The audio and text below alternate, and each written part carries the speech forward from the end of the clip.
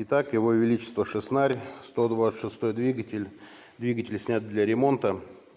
И это видео для тех, кто не умеет считать до 16 или просто ни хрена не понял, как устанавливать ремень ГРМ и вообще о чем идет речь. Как его правильно устанавливать, везде описано. Вот как это перепроверить, не везде. Смотрим.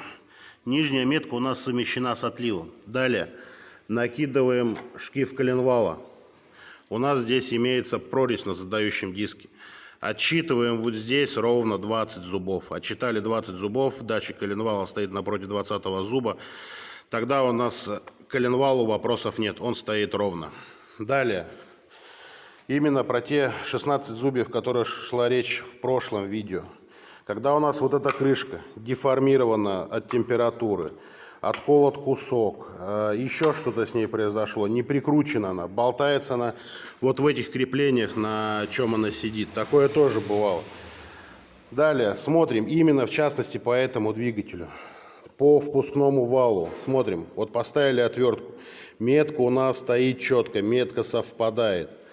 Ставим на выпускной вал, и мы видим, что у нас метка на выпускном валу смещена.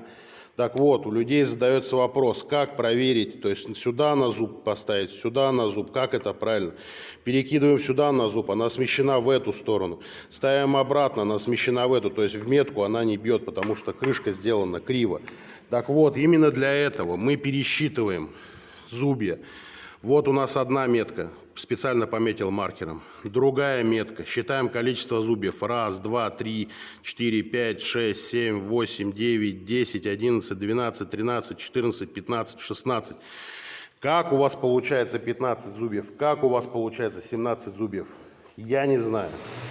Далее еще писали про то, что если оба вала смещены в одну сторону, то у вас тоже будет 16 зубьев между метками. Ребят, ну если вы умудрились поставить криво оба вала, ну это просто не ваше, просто тогда не лезьте, не беритесь за это.